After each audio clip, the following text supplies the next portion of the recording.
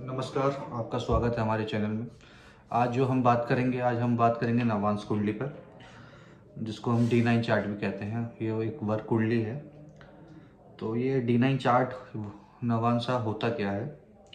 Actually क्या होता है ये हमारे एक हाउस का 9वां हिस्सा है, जो नवांश कुंडली है। एक हाउस का जो डिग्री होती है वो 30 डिग्री का होता है। उसको अगर 9 से हम भाग करते हैं तो 3 डिग्री 20 मिनट का एक नवांश बनता है। उसी के आधार पर ये कुंडली तैयार होती है, जिसको हम D9 कुंडली कहते हैं। अब ये समझना ही बहुत ज़रूरी है कि अपना जैसे नक्षत्र होते हैं, 27 नक्षत्र होते हैं। तो 27 नक्षत्र में जो अपना नक्षत्र की जो वैल्यू होती है, डिग्री होती है, 13 डिग्री 20 मिनट का एक नक्षत्र होता है। और एक नक्षत्र में 4 चरण होते हैं। तो 13 डिग्री 20 मिनट को अगर 4 से भाग करते हैं तो वही 3 डिग्री 20 मिनट आता है, जो एक नवांश की वैल्यू है। तो एक चरण की वैल्यू 3 डिग्री 20 मिनट होती है। ठीक है, तो ये होता क्या है कि आप एक नक्षत्र को स्टडी करने के लिए, डीप स्टडी करने के लिए उसको चरण में डिवाइड करा गया है। वैसे ही कुंडली को डीप स्टडी करने के लिए उसको नवांशा बनाया गया है। तो अगर आपको कुंडली रीड करनी है और डीप स्टडी करनी है कोई हाउस के बारे में, तो उसका नवांशा रेडी है। तो आपको ऐसा देखना है कि अगर आपको डीप स्टडी करनी है तो आपका नवांशा है। लगन कुंडली क्या होती है? लगन कुंडली वो होती है जो आप बाहर वालों को दिखाते हो, जो समाज को दिखाते हो, जो आप दिखते हो, जो आपके बारे में लोग जज करते हैं, वो लगन कुंडली है। नवांशा कुंडली वो है जो आप अंदर से हो, आंतरिक जो आपके अंदर क्षमताएं हैं, जो कमजोरी हैं, वो आपका नवांश बताता है। पहली बात तो ये नोट करनी है। अब सबसे पहले हम जो बात करेंगे नवांश को स्टडी कैसे करा जाता है। 3 तरीके हैं नवांश को स्टडी करने के लिए। पहला है आप नवांशा को एक अलग कुंडली की तरह स्टडी करो, जैसे आप लगन कुंडली करते हो वैसे आप D9 को अलग से स्टडी करो। दूसरा है राशि तुल्य नवांश। तीसरा है नवांश तुल्य राशि।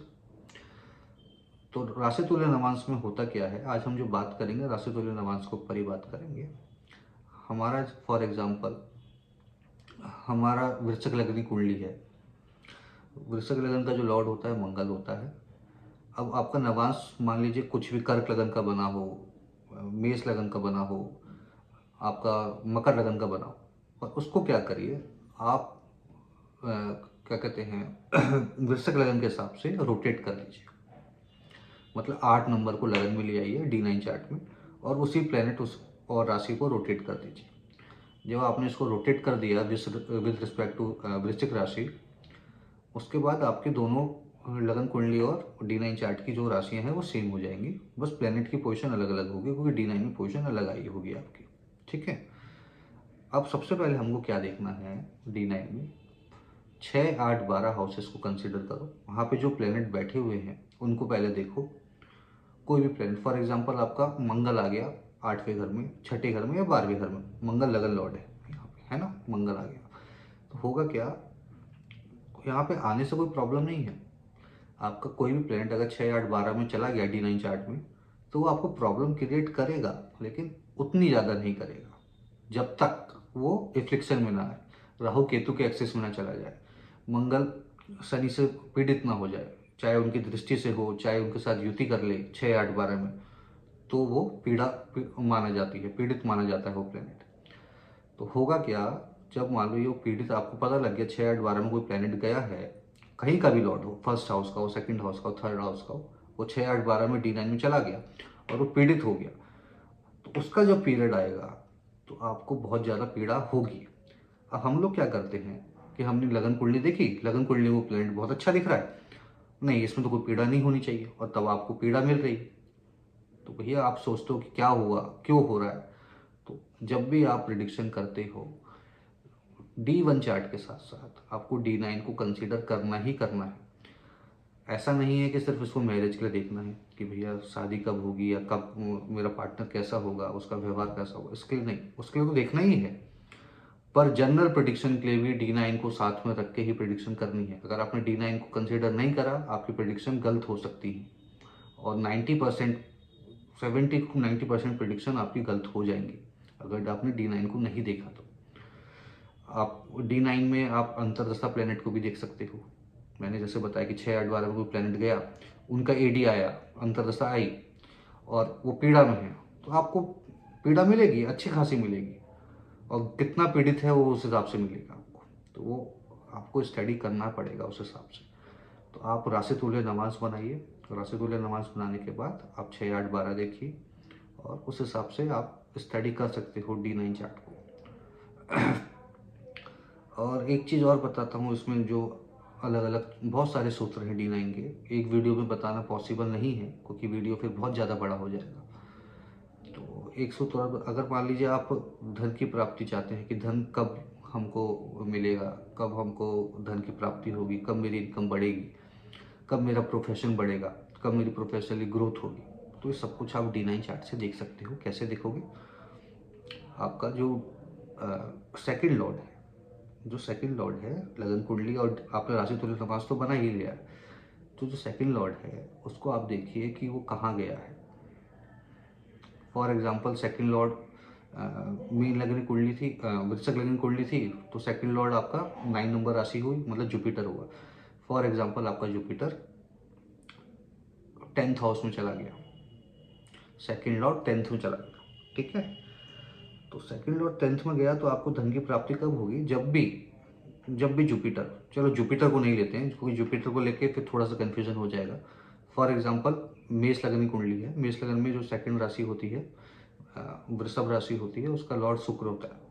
शुक्र आपका 9th में चला गया, 10th में चला गया, कहीं पे भी रख लीजिए, D9 की बात कर रहा हूँ मैं, कि D9 में 9th में चला गया, 10th में चला गया, तो होगा क्या?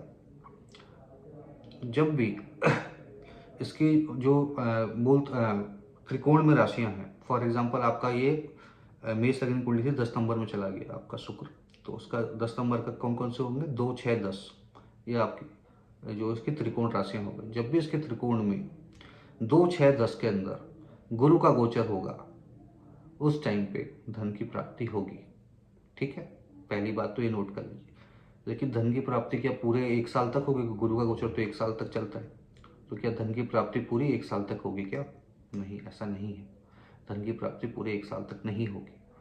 तो आपको क्या देखना है?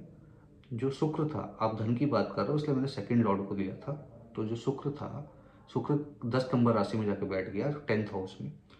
तो आपको ये देखना है 10 नंबर राशि किसकी है? शनि की है। तो शनि लगन कुंडली के अंदर कितनी डिग्री पे आके बैठा है? फॉर एग्जांपल 10 डिग्री पे बैठा हुआ है, कहीं पे बैठा है उससे मतलब नहीं है, 12वें में बैठा है, 11वें में बैठा है, उससे मतलब, बट डिग्री शनि की चेक करनी है, क्योंकि शुक्र जिस राशि में है, सेकंड लॉर्ड जिस राशि में है, उस राशि के लॉर्ड की डिग्री चेक करिए।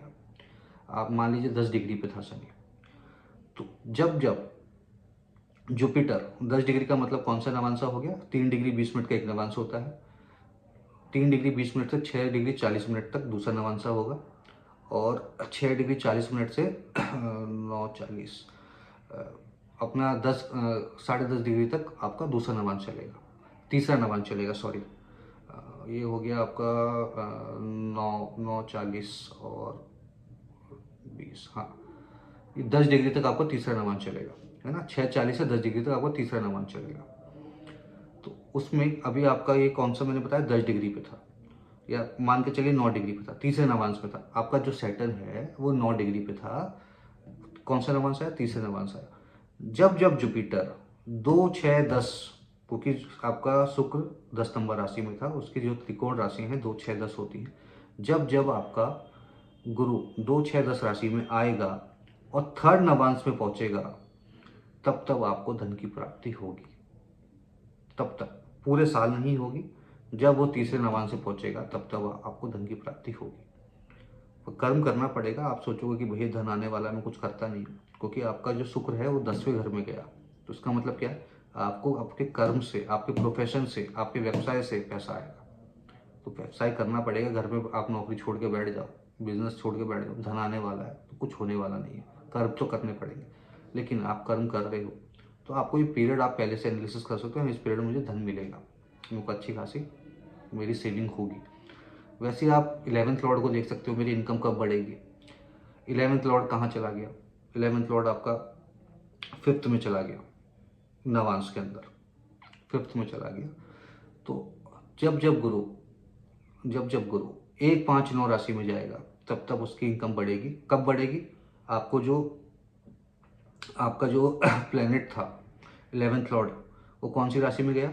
5 नंबर राशि में गया, तो 5 नंबर का लॉर्ड कौन है? सूर्य। सूर्य की डिग्री चेक करो लगन में, लगन कुंडली में सूर्य जितनी डिग्री पे होगा, कौन से नवांश में होगा, वो पहले कैलकुलेट कर लो। उस नवांश के अंदर जब भी त्रिकोण के अंदर 1, 5, 9 राशि के अंदर गुरु ट्रैवल करेगा, गुरु ट्रांजिट करेगा, तो आपको पर्टिकुलर उस नवांश के अंदर जब गुरु ट्रैवल करेगा, गुरु ट्रांजिट करेगा, तो आपको लाभ होगा, आपकी डिजायर्स फुलफिल हो सकती हैं, आपकी इनकम बढ़ सकती है, जो आपके जो जिस दिशा में आपके एफर्ट्स हैं वो आपको मिलेगा उस टाइम पे। ऐसे आप 1 से 12 तक कोई भी हाउसेस को पकड़ सकते हो, उनका आप नवांश में पोजीशन देख सकते हो, और जब जब गुरु वहाँ पे आएगा तब तक वो शुभ वहाँ से समाचार मिलेंगे उस हाउस से रिलेटेड, उनकी त्रिकोण राशि के अंदर जब जब गुरु आएगा, उस नवांश के अंदर जब जब गुरु आएगा तब आपको वो मिलेंगे, है ना।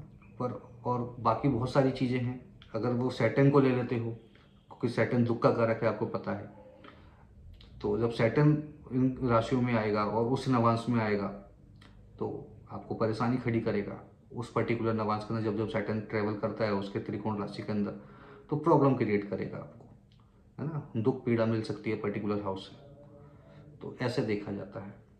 और बाकी नवांश में काफ़ी कुछ है बताने के लिए, पर मैं ये कहूँगा कि जब भी आप स्टडी करते हो कुंडली को, तो नवांश को साथ में लेके ही करना है। बोला ये जाता है लगन कुंडली को स्टडी करने के लिए, एक साइड लगन कुंडली, दूसरी साइड चंद्र कुंडली, तीसरी साइड D9। ये तो चार्ट जो वर्क कुंडली का जो D9 जो चार्ट है, ये सबसे ज़्यादा इंपॉर्टेंट है। D10, D11, D7, D4 ये सब ठीक है, वो हम लोग देखते हैं, लेकिन सबसे ज़्यादा इंपॉर्टेंट जो वर्क कुंडली का चार्ट है वो D9 चार्ट है, जिसको आप हर प्रिडिक्शन के लिए यूज़ करना ही पड़ेगा आपको। अगर नहीं करते हो तो आप मिस्टेक कर दोगे, फिर आप जब प्रिडिक्शन करोगे तो D9 को साथ में रख के तो प्रिडिक्शन करनी ही करनी है ना। तो उस चीज़ को ध्यान रखना है। और बाकी आगे भी वीडियो नवांश में बनती रहेंगी, मेरी गोचर की वीडियो चालू हैं, तो अभी उसका सीक्वेंस अभी आगे भी आता रहेगा। तो पैरेलली मैंने ये नवांश पे भी मैंने एक वीडियो बनाई है, और नवांश पे भी सीरीज़ आती रहेगी, जो भी अपडेट होंगे मैं आपको बताता रहूँगा। जब जैसे मेरे को समय मिलेगा नवांश पर और वीडियो डालने का, मैं डेफिनेटली और डालूंगा इसमें वीडियो। आई थिंक आपको ये थोड़ा हेल्पफुल रहा होगा कि D9 चार्ट को कैसे स्टडी करना है और क्या क्या देखना है। तो वही आप सब करिए, राशि तुल्य नवांश बना करिए। इवन कई बार ऐसा भी होता है कि जब राशि तुल्य नवांश आप बनाते हैं तो D9 चार्ट कभी कभी ओवर शैडो कर जाता है D1 चार्ट को। कई बार आपकी प्रिडिक्शन D9 से ही बहुत अच्छी निकल जाती है, और कई बार D1 उसमें पीछे हो जाता है। पर ऐसा नहीं है कि हमको D1 को बिल्कुल ही छोड़ देना है और D9 को पकड़ के प्रिडिक्शन करनी है, नहीं। आपको देखना पड़ेगा, D1 तो देखना ही पड़ेगा कि वहाँ पे पोजीशन क्या थी। फॉर एग्जांपल, अगर आपका D1 में कोई प्लेनेट पीड़ित है, आपको दिख रहा है कि इसकी AD अंतर्दशा जो है खराब जाएगी, लेकिन वो D9 में आके बहुत अच्छा हो गया, कहीं से कोई पीड़ा नहीं, अच्छे भाव में आके बैठ गया। तो इसका मतलब ये है कि शुरू में तो आपको तकलीफें मिलेंगी, लेकिन बाद में वो आप तकलीफों से बाहर आ जाओगे। वैसे ही अगर D1 में कोई प्लेनेट पीड़ित नहीं है, बहुत अच्छा बैठा हुआ है, और D9 में वो पीड़ित है, तो फिर क्या करेंगे? उसका अपोजिट हो जाएगा। उसमें होगा क्या कि आपका जो D1 का प्लेनेट है जो पीड़ित नहीं है, जब उसकी अंतर्दशा आएगी और आपको लगता है बहुत अच्छी जानी चाहिए, लेकिन अच्छी नहीं जाएगी। वो शुरू में आपको लगे कि ठीक है, पर लेकिन वो तकलीफें लेके आएगी, क्योंकि वो आपका D9 में खराब है। वो D9 में 6, 8, 12 में चला गया, हो सकता है पीड़ित हो गया, और भले ही D1 में बहुत अच्छा बैठा हुआ है, कोई पीड़ा में नहीं है, 11वें घर में बैठा हुआ है और बहुत अच्छा है, पर वो आपको पीड़ा देगा अपनी। उसके अंदर पीड़ा कब मिलती है, ये भी आपको बहुत इंपॉर्टेंट है ये देखना। जब जब जिस देखो क्या होता है कि 6, 8, 12 में जो प्लेनेट गया D9 में, और वो पीड़ित हुआ किसी भी प्लेनेट से, 4 में से किसी भी प्लेनेट से पीड़ित हुआ, मान लीजिए मंगल ने उसको पीड़ा दी है, उसके साथ बैठ गया, मंगल ने उसको देख लिया, कोई भी राशि कोई भी अपने दृष्टि से 4, 8, 7 जो भी दृष्टि से देख लिया मंगल ने, या युति कर ली, तो पीड़ा कब मिलेगी आपको? एक्चुअल वो पीड़ा तो मिलने वाली है जब वो 6, 8, 12 में चला गया, पर कब ज़्यादा मिलेगी? जब जब जो आपका प्लेनेट था उसकी AD आएगी तो पीड़ा मिलेगी, लेकिन जब मंगल की पीढ़ी आ जाएगी साथ में, तो मंगल भी बहुत ज़्यादा पावरफुल हो गया उस टाइम पे। मैं क्या बोल रहा हूँ, मैं दोबारा रिपीट करता हूँ। आपका जो प्लेनेट 6, 8, 12 में गया था, जब उसकी AD आएगी आपको पीड़ा मिलेगी, पहली बात तो ये है। दूसरी बात क्या है, मंगल ने उसको पीड़ा दे रखी थी, तो जब मंगल की पीढ़ी आ गई मंगल की प्रतिनिध दशा आ गई, उस टाइम पे आपको पीड़ा बहुत ज़्यादा अति मिलेगी, क्योंकि मंगल भी आपका एक्टिवेट हो गया दशा के अंदर। मंगल मंगल तो उसको पीड़ा दे ही रहा था, जब उसकी ईडी थी वो पीड़ित तो था ही, लेकिन आपको मंगल ने भी पावर और दे दी, क्योंकि मंगल की पीढ़ी आ गई।